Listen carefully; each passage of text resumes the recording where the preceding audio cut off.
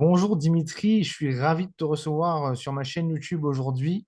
On avait eu l'occasion de se rencontrer à Paris, je crois que c'était à Natixis quand je travaillais chez Granite Share. Ouais. Et depuis, on continue d'échanger régulièrement. Toi, tu as une activité, tu vas nous présenter un petit peu ton parcours, ce que tu fais. Tu es conseiller en investissement financier avec Paul Pierre, si je ne dis pas de bêtises, mais tu nous expliqueras ça. Et l'objet de l'interview, on en parlera après, c'est un challenge que tu te donnais, mais déjà, je vais laisser te présenter. Te présenter. Voilà, je m'appelle Dimitri, je suis conseiller en investissement financier, je dirige une société de conseil en gestion de patrimoine qui est orientée à la fois sur la finance, et sur le conseil en investissement immobilier également, et toute la partie juridique et fiscale. Mon amour pour le côté financier, il a démarré très tôt, lorsque j'avais allez, 20 ans. Je me souviens avoir regardé un film, bah, c'était le film sur Facebook notamment. Ah ouais. Euh, j'ai plus le nom en tête.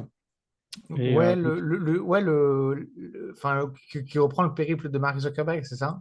exactement. Et moi, je me suis dit, bah, tiens, pour gagner de l'argent, lorsqu'on est entrepreneur, on a deux choix. Soit on a une excellente idée et on est super créatif, soit il faut investir dans les bonnes sociétés et les suivre. Et donc, j'ai opté pour le choix 2, de m'intéresser à cette partie-là parce que je n'avais pas d'idée révolutionnaire à ce moment-là. Excellent. Voilà, je suis trader pour compte propre depuis 2010, puisque j'ai commencé tout de suite et je me suis formé avec quelques casseroles au début, forcément.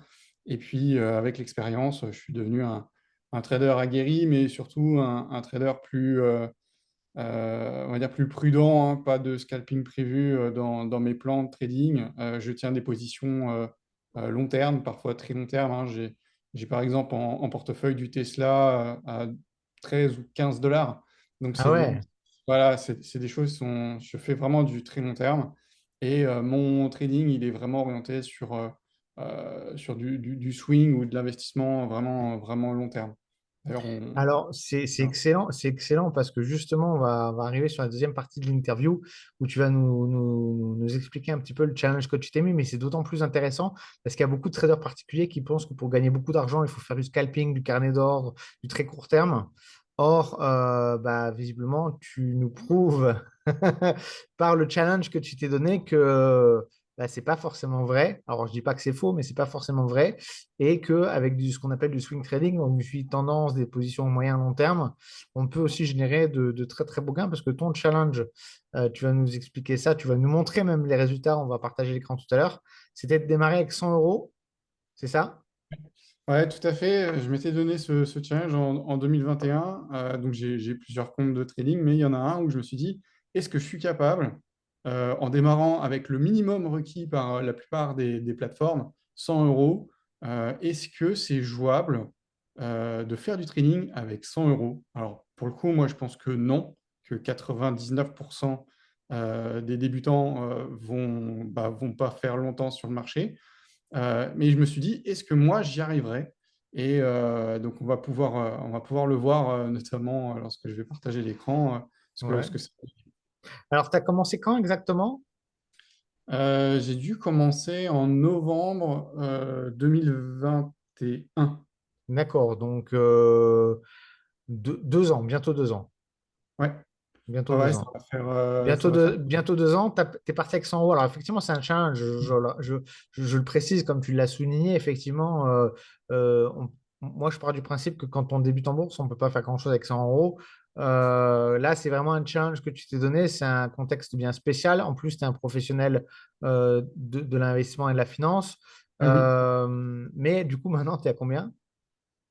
Eh bien, précisément, parce que je regarde mon écran, je suis passé en 2 ans de 100 euros à 724,99. Excellent. x7, plus que x7. C'est un Ouais. super résultat. Alors, à mon sens, tu me diras ce que tu en penses, mais je pense que si on disait tout à l'heure qu'un débutant n'y arrivera pas, c'est parce qu'à mon avis, la clé de ta réussite, ça a été la patience, si je ne me trompe pas. Parce qu'à mon avis, quand tu as 100 euros, c'est difficile de voir un résultat parce que tu vas gagner quelques centimes par-ci, quelques euros par-là. Et je pense que les débutants, très vite, vont perdre patience et vont faire n'importe quoi. Alors que toi, tu me diras, hein, moi, c'est mon analyse, mais je pense que la clé de la réussite, ce que je dis souvent dans d'autres contextes, mais là, je pense que c'est aussi, tu me diras si c'est ça ou pas, mais c'est la patience, c'est d'accumuler, de prendre le temps de laisser les positions évoluer. C'est vrai, il y a ce côté patience, il y a aussi une prise de risque, hein, parce qu'avec Bien 100 sûr. euros, on ne peut pas prendre beaucoup d'opportunités. On prend des opportunités avec pas mal de leviers au final. Et si ça se passe mal, tout de suite, on descend et je peux mettre à l'écran au tout Ouais, on peut, début, on peut partager l'écran si tu veux. on va partager Donc, tu l'écran. as, quand même utilisé du levier, tu as quand même pris des positions à levier. Euh, Bon, après, je disais la patience. Je précise quand même que bon, bah, même si on est mauvais et qu'on est dans le mauvais sens, on peut attendre toute sa vie, ça ne marchera pas non plus. Donc, il y a quand même aussi du talent. Il y a pas que la patience. Ouais, ouais, un peu de chance aussi. Euh, D'accord. donc on voit ce compte-là, 21 novembre 2021, 9h26, je me décide à faire peut-être un coup de tête un soir. Je me dis, tiens, je tente le coup et je mets les 100 euros qu'il faut là pour être à un montant de solde, bon, de 100,02, ça n'a pas Ouais, vraiment d'importance. Et mes premiers trades, hein, qu'on voit, ils sont notamment sur le VIX, ouais. qui est un indice, on va dire, que j'aime trader, notamment ce contrat VIX, que je ne trade plus maintenant parce il est beaucoup moins volatile ces derniers temps qu'à ce moment-là. J'avais été chercher des toutes petites positions sur un 10 et essayer de gagner des centimes, hein. On voit 20 centimes, perdre 96 centimes. C'est vraiment, je dirais, c'est vraiment laborieux. Au tout début, le compte passe en positif, en négatif, là, notamment avec un beau trade sur le VIX. Mais Ah, ouais, c'est assez chaotique au début où on se dit, ouais, je suis à 101,57.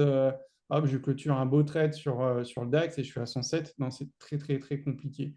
Et c'est ça, puis, ça, c'est un point important. En même temps, c'est pédagogique ce que tu es en train de dire pour ceux qui nous écoutent et qui démarrent en trading ou en bourse. On ne gagne pas tout de suite. Enfin, la courbe de performance quand on fait du trading, c'est pas une ligne droite comme ça, hein. On fait des pertes, on fait des gains. On voit que tu es, descendu. Voilà, il y a eu un drawdown à un moment donné, tu es descendu, tu étais en perte. Après, tu as remonté tes pertes. Donc, faut le prévoir quand on se lance en trading. Faut prévoir que bon, bah, on aura un drawdown, on fera des pertes et on ne gagnera pas tous les jours. Mais au bout de 2 ans, le but, c'est d'être gagnant. ah, il faut jouer les statistiques, hein. J'ai fait plusieurs mois d'affilée sans perte aussi, hein, Ah, c'est ouf, hein. alors, je les ai pas, c'est vrai que je les ai pas sortis, malheureusement, je peux pas les montrer, mais l'outil de la plateforme ne me permet pas de bien extraire certaines statistiques. On voit aussi que j'utilise mon levier à fond, parce que Mhm. par exemple, là, le 22 novembre, ordre rejeté, fonds Ah insuffisant, c'est ouais. que j'ai plus de marge pour pouvoir rentrer sur la position, parce que j'étais sans doute déjà, bah, j'étais déjà rentré sur US 30, Allemagne, enfin le DAX, Ah ouais. et le VIX, et je pouvais même plus rentrer Alors, sur... j'ai l'impression que tu fais un peu comme moi, c'est-à-dire que tu rentres jamais sur une seule valeur. Là, tu prends le VIX, le DAX et le Dow Jones, par exemple. Tu vas pas tout faire all-in sur le VIX. Ça fait partie de ta stratégie, tu répartis un peu sur différents instruments pour pas. Ouais, ouais, tout à fait. Il y a des trades qui sont vraiment sur du long terme et d'autres sur du court terme. Bon, là, dès le départ, j'ai essayé de viser du moyen terme. Ouais, Le VIX, on ne traite pas le VIX à court terme, mais à ouais, non, plusieurs c'est sûr. semaines. Après, pour aller chercher des tout petits gains, on va aller chercher, ça va être de l'intraday sur les indices. Pareil, sur Euro-USD, on va essayer d'avoir une position d'un ou deux jours. D'accord. Et Euh, je vois aussi, alors je vois que tu as traité beaucoup de choses. Donc, on va pas, enfin, à moins que tu aies envie de le dire, mais on va pas dévoiler tes prises de décision, etc. On va pas dévoiler la recette de tes la recette analyses, a mais changé en plus. bah ouais, La recette a changé depuis. Alors ça c'est un autre point important. Les marchés changent, donc on est obligé en réalité de changer sa stratégie. On ne peut pas appliquer enfin, moi, c'est ce en quoi je crois plus profondément. C'est-à-dire que la méthode de faire, la méthode d'analyse, la méthode de trader, elle doit évoluer en fonction des marchés. On n'est pas sur les mêmes marchés. Tout à l'heure, tu disais, je crois, en antenne, ou je ne sais plus si on avait déjà commencé à enregistrer, qu'avant, tu traitais le VIX beaucoup. Aujourd'hui, bah, tu ne traites plus le VIX parce qu'il n'y a plus vraiment d'opportunités. Mais par contre, dans 6 mois, un an, ça pourrait revenir. C'est vrai. Là, on va revenir à un an plus tard, par exemple. Donc, le compte, il a un an et on est à 206 euros. Putain, c'est pas mal, hein. Voilà. 4 fois 2 en un an, quoi. Et donc, on voit que je prends du swap, hein. Là, Ouais, on voit qu'il n'y a pas, il y a plus beaucoup de positions. Et j'ai à ce moment-là donc, des positions en cours et je prends du swap négatif. Pas ouais. grand-chose, mais. Et là, boum, tiens, le VIX qui take profit, ou. Ouais, c'est ça. Hop, 56 et je passe de 205 à 261. Ah ouais, direct. Et Alors, c'est vrai que pour quand on. Bon, toi, tu utilises là sur ce compte-là. De toute façon, je pense qu'avec 100 euros, on n'a pas vraiment le choix d'utiliser autre chose que des CFD. Les CFD, ils offrent quand même, moi, je trouve beaucoup d'avantages, même s'il y en a beaucoup qui critiquent les CFD pour X ou Y raison. Aujourd'hui, le cadre réglementaire SMA, AMF est suffisamment, j'ai envie de dire, devenu rigoureux et strict pour qu'aujourd'hui, on puisse traiter les CFD sans trop de problèmes, ce qui n'était pas le cas il y a 10 ans. Mais par contre, c'est vrai que les frais de financement, alors ça te pénalise beaucoup les frais de financement ou pas? Parce que c'est parce que ouais, un petit peu quand même, hein. un petit peu. Dans ce cas précis, les frais de financement m'handicapaient pas mal parce que j'étais orienté sur de la crypto. Ouais, Et j'essaie d'attraper des mouvements haussiers de crypto. Ce que je ne fais plus aujourd'hui. Maintenant, je vais chercher des mouvements baissiers euh, d'accord. de crypto et ce qui me permet d'avoir du rollover positif. D'accord. Parce que voilà, les frais de financement, je le précise, c'est ce que certains courtiers appellent du rollover ou d'autres appellent des frais de swap. C'est les frais quand on garde les positions overnight. Et tu arrives à en avoir un positif. Parce que moi, je trade en ce moment, je suis un courtier. J'ai pas fait vraiment le détail, j'ai pas vraiment regardé plus que ça, mais j'ai l'impression que dans les deux sens, je suis toujours en négatif. Donc après, ça s'explique aussi par les taux qui étaient très bas à un moment donné. Là, les taux sont plus hauts, donc je pense que ça a une influence, la hausse des taux sur les frais de financement. Mais là, en shortant, toi, les cryptos, tu arrives à avoir des frais de financement positifs, c'est ça? T'es arrivé à. Ouais, ouais, ouais, D'accord. tout à fait. Tiens, on va remonter là, par Ah, exemple. alors ça, justement, bah, j'en profite aussi pour le dire, c'est quelque chose que les gens oublient de regarder quand ils choisissent leur courtier. Ils regardent les spreads, ils regardent les commissions, ils regardent les bonus parfois, ou toutes sortes de choses, mais on oublie de regarder les frais de financement. Et quand on garde des positions 3, 4, 5 jours, quelques semaines, ça devient vraiment un truc qu'il faut prendre en compte, hein. Ouais. Donc, là, on est au 1er septembre. Donc, c'était il y a un peu plus d'un mois. OK. J'étais sur le compte à 486. Et on voit voilà, de nombreux frais de financement journaliers, enfin ouais, tous les jours, qui sont en positif. Ah ouais, super. 9 centimes, là on a 1,04 €, 1,54 €, 55, avec donc, bah, des trades d'ailleurs avec une seule perte sur toute la page. D'accord. Elle est là sur le soja notamment, mais voilà, un beau gain sur l'argent. Voilà, il y a pas beaucoup de gains hein, d'ailleurs. Alors, de Du mémoire, toi, temps tu aimes bien. De mémoire, alors moi, j'ai jamais traité. Alors, moi, tout ce que je traite en matière première, c'est le pétrole, à titre perso, hein, et je traite un peu l'or. Mais toi, je sais que tu es un grand fan des matières premières agricoles. Ouais, tout à fait. C'est quelque chose que je vais chercher. Je vais chercher bah, voilà, le blé, l'avoine, le soja, parce qu'il y a justement, on va pouvoir jouer bah, sur ce courtier, notamment avec les rollovers. Il y a du gaz aussi, Je que vois je même là le café, le porc, le riz. le café, ouais.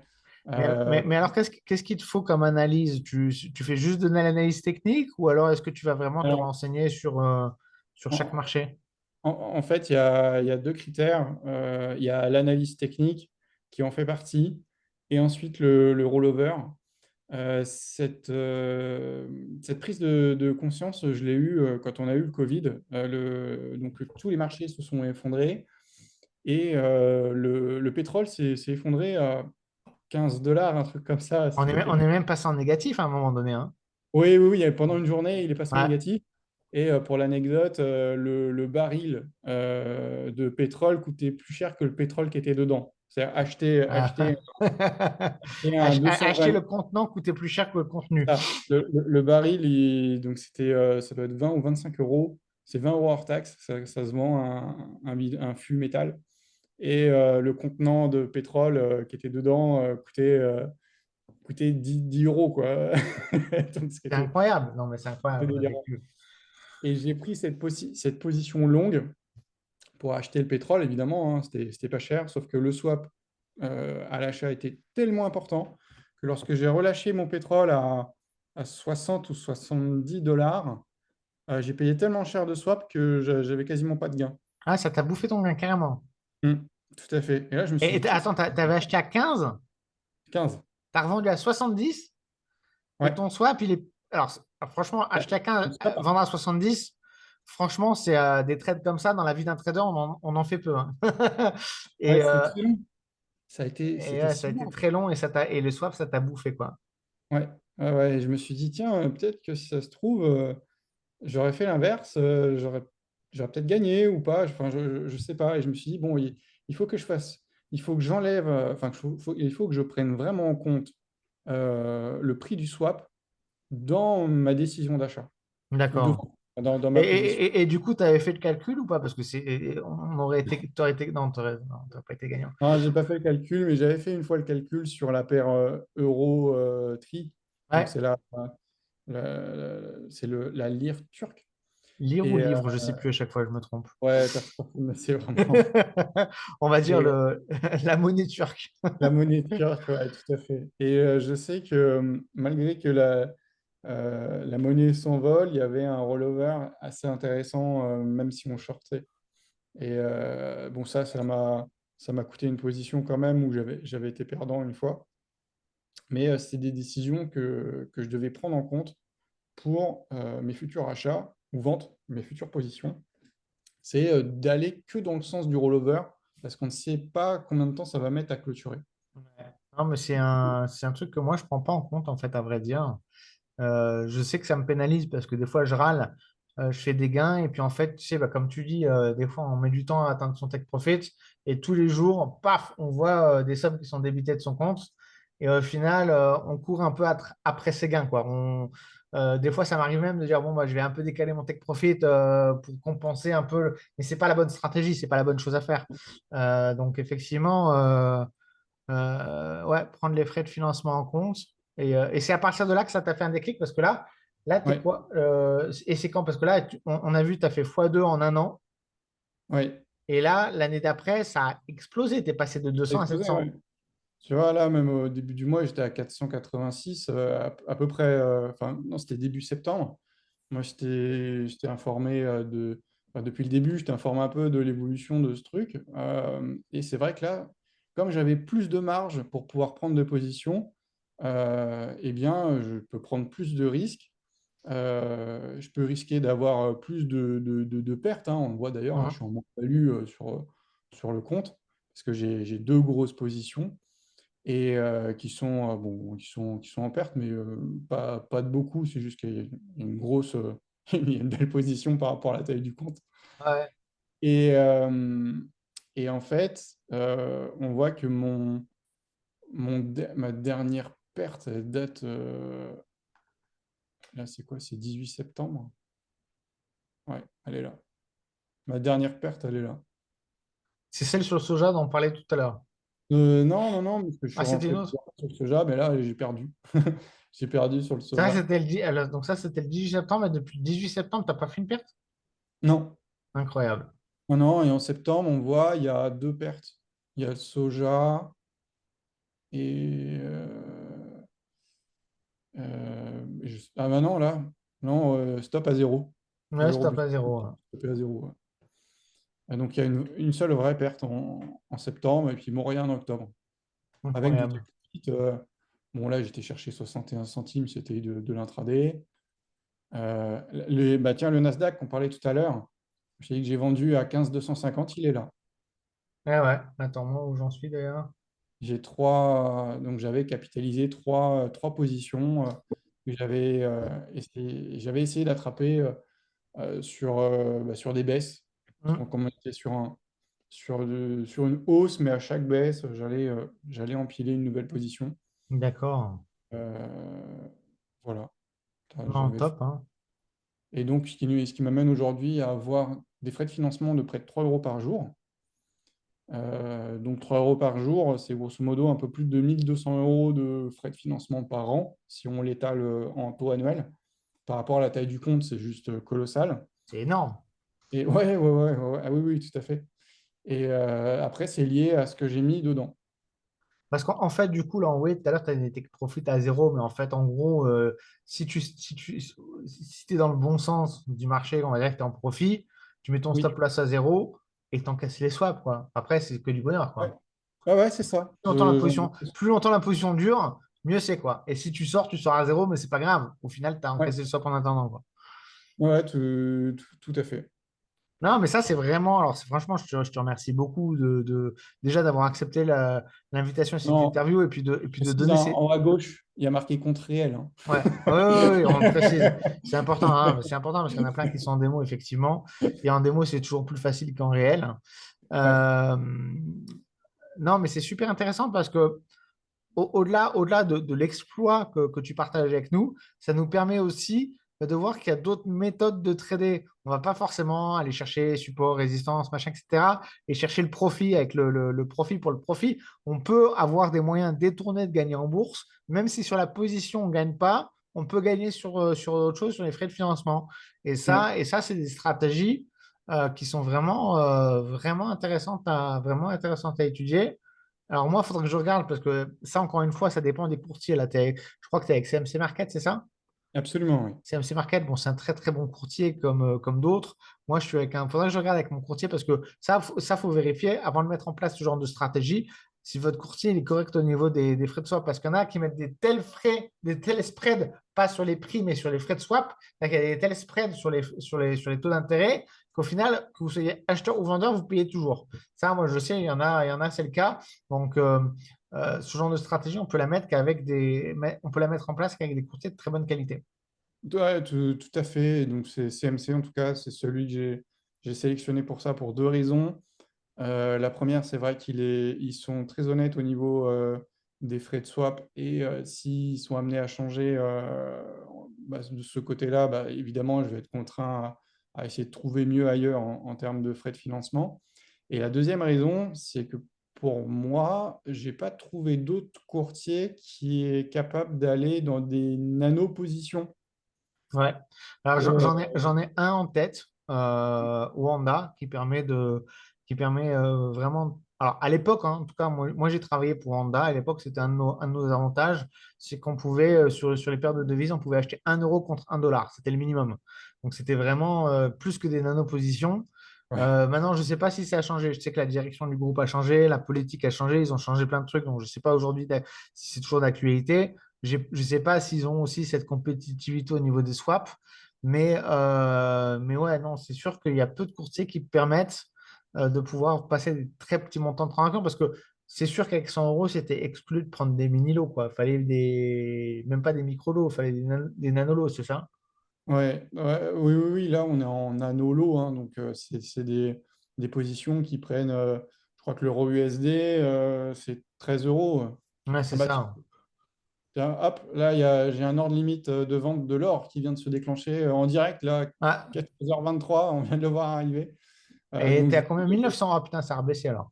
à 1900 tourons, j'avais mis un ordre de vente. Alors, ça Alors, a baissé ou ça a remonté? Non, ça a dû non, remonter. c'est remonté, c'est Ouais, remonté. c'est remonté. Ouais, c'est remonté. Donc, tu as dû acheter la résistance, vendre la résistance, j'imagine. J'ai vendu la résistance, enfin, ou le chiffre rond de Ouais. 1900 $. Alors pourquoi? Tout simplement parce qu'à la vente en ce moment, il y a du swap positif sur l'or. Ben voilà, c'est ta stratégie. Alors, on a encore une dizaine de minutes avant la fin de l'interview. Euh, est-ce que tu as une anecdote ou est-ce qu'on peut regarder quel a été ton plus gros gain, par exemple? Ah, on doit pouvoir faire ça. 45 Euh, euros. 45 euros et je l'ai fait le 11 octobre. Ah, On donc voit c'est que il y a 2 jours. les gains les plus gros, on voit qu'ils ont été faits visiblement que très récemment, hein. On Ouais. voit que les gains les plus gros, à l'image même, on voit les frais de financement, hein. Ah ouais, il y a beaucoup de frais de financement parmi les gars, en fait. C'est pour donner une idée que je suis relativement prudent sur mes positions. Bon, c'est vrai que là, il y a deux grosses positions qui tournent, notamment sur le riz et sur le porc. Mais bon, voilà, il n'y a rien d'affolant. Il y a de la Alors, marge. alors toi, pour toi, la condition de marché parfaite pour toi, c'est trading range. Toi, si on est dans un trading range, tu te gaves, quoi. Ah oui, oui, oui. Ah, mes conditions de marché idéales, c'est qu'il faut il se passe rien. Et Et donc, le marché qui ne bouge pas, c'est là où je gagne le plus d'argent. c'est super, hein. C'est Il me vraiment faut du temps. intéressant. C'est intéressant Je- parce que alors c'est vrai qu'au mois de juillet, au mois d'août, on a vraiment été en trading range. Enfin, en tout cas, moi, j'ai regardé le CAC. Le CAC, c'était, il se passait Ah, rien, là. quoi. Ouais, Euh, entre 7100 et 7300, c'est quoi. ça. Tu tapais plus ou moins mieux, on revenait sans cesse à ton prix. Donc, effectivement, pendant deux Ouais. mois, tu pouvais encaisser les frais de financement. Alors, j'ai jamais vraiment suivi le riz ou le soja ou autre. C'est des marchés qui sont en tendance forte ou alors, moi, j'imagine, enfin, Ouais, sans, ça peut sans arriver. avoir jamais regardé un graphe, je m'imagine que c'est des trucs qui reviennent plus ou moins toujours au même prix, non? Oui, oui, il y a des jours où il se passe rien du tout, hein, sur le riz, sur le blé, sur l'avoine. Il y a des moments où c'est un peu compliqué. Enfin, si on veut de la volatilité, c'est pas là qu'il faut y aller. D'accord. Même le gaz, hein, là, j'ai une position sur le gaz. Donc là, j'avais fait une analyse technique, du chartisme, et ça me permettait de me dire, bon, bah, ok, je rentre dessus. Mais il y a des marchés un peu plus volatiles, ou du moins sur lesquels j'irai pas, comme par exemple le jus d'orange, qui est un marché extrêmement haussier depuis beaucoup de temps. Et je ne peux pas aller en face d'un Ah, marché tu autant peux haussier pas. que le jus d'orange. Je comprends. Je C'est comprends. possible. Alors, je viens de faire un calcul là, vite fait, tu vois. À chaque fois qu'il y a quelqu'un qui me dit sur les réseaux sociaux, je fais 15% par mois, je dis, ouais, écoute, c'est pas possible, tu vois. On peut pas faire 15% par mois en bourse. Là, je viens de faire le calcul. Tu nous as fait du 25% par mois pendant 2 ans quand même, hein, en Euh, moyenne. de moyenne, oui, oui, et je pense que ça s'accélère en plus parce que bon, j'y vais sans prendre trop de risques. Au final, j'ai mis 100 euros, donc l'argent enfin, psychologiquement, je suis très libéré sur ce genre de compte. Donc, j'appuie un peu fort ces derniers temps Ouais. pour justement augmenter la taille des frais de financement, hein. Là, on voit des frais de financement c'était combien? 7,56. Au vu de mes positions, ce soir, je pourrais te faire un imprimé écran. Mes frais de financement seront de plus de 9 euros pour le week-end. Parce que là, on les touche en une fois. Ouais, c'est top, hein. Franchement, ça commence à Et, faire tu fais 9%, ça fait du 0,9% par jour, quoi, de frais de financement, quoi. À peu près, ouais. même plus, presque 1%, plus d'1% même. C'est top, Donc, hein. donc 25% si tu as fait le calcul, 25% de rendement, Et c'est ça va, possible. et ça va aller crescendo. C'est possible. Je dis pas qu'il n'y aura pas du drawdown, parce que forcément, il y a un Oui, moment, voilà. statistiquement, On n'est pas sur l'assurance vie, on n'est pas sur du compte épargne, ouais, on est sur du trading. On peut se prendre des trous d'air, hein, ça ça, c'est sûr. ça va forcément arriver, que je peux perdre 30% en un jour sur une position. Et puis, bon, bah, après, c'est pas grave, on va tout reconstruire, hein. Ouais. Je pense qu'en allant dans le temps, je vais prendre de moins en moins de risques. Je m'étais donné l'objectif des 1000 euros. Les 1000 euros sont On y pas est- très loin, hein. Ils vont ouais. peut-être être atteints avant la fin de l'année. Et j'avais promis à un éditeur d'ailleurs d'écrire un livre sur le fait d'avoir passé un compte de 100 à 1000 euros. Donc, il va falloir qu'après que j'écrive ce livre. Bon, Et franchement, aujourd'hui, avec l'intelligence artificielle, si tu maîtrises un peu les prompts, tu vas te l'écrire tout seul, le livre, hein. ouais, je ne sais pas. Et donc après, une fois qu'on va passer aux 1000 euros, je pense que je vais un petit peu moins appuyer et rester un peu plus bon père de famille, parce que là, j'utilise quasiment toute ma marge disponible. Attends, Euh, j'arrête le partage d'écran parce qu'il faut que je surveille. Il nous reste 4 minutes. ouais. Je disais, ouais, je serais un peu plus en gestion bon père de famille ensuite. Tu vas passer de Donc, 25 à j'aurais pas 10 par fini de mois? métier. Ouais, Bon, ouais, peut-être un bon 10% père par de mois. famille quand même qui sort de la performance, hein. Après, après, je suis dans le métier tous les Non, jours. non, Enfin, mais tous les bien jours, sûr. je Ah, reçois. voilà, ça, et ça sera peut-être le mot pour la fin. Ouais. C'est pas que je veux pas briser les rêves de certains, parce que tu nous prouves aujourd'hui qu'on peut faire des trucs vraiment incroyables en bourse, mais tu restes un professionnel, tu as des années d'expérience derrière toi. Voilà. Ce que je voudrais pas, c'est qu'à la fin de la vidéo, quelqu'un se dise, il est passé de 100 à 700 en l'espace de 2 ans, je vais mettre 10 000, je vais faire 70 000 moi à l'espace de 2 ans et je vais quitter mon travail. Faites pas ça. Tout se fait petit à petit. Faut se former, faut y aller, voilà, étape par étape. Mais en tout cas, tu nous as prouvé, et en réel, et dans les vraies conditions, et sans triche, que c'est possible pas. C'est ça qui est quand même fou. On te retrouvera pour une prochaine interview pour nous présenter ton livre. Ouais, dans quelques années, parce qu'il faudra le temps de l'écrire. Ben, en tout cas, un grand, grand merci, Dimitri. C'était un plaisir. Je ne sais pas si tu sais, mais c'est possible que je rentre en France après quelques années en Bulgarie. Donc, on aura probablement, une fois que je serai plus proche, l'occasion de se revoir et ce sera avec plaisir. Ouais, avec grand plaisir de repasser du temps avec toi. À bientôt. Ciao, ciao.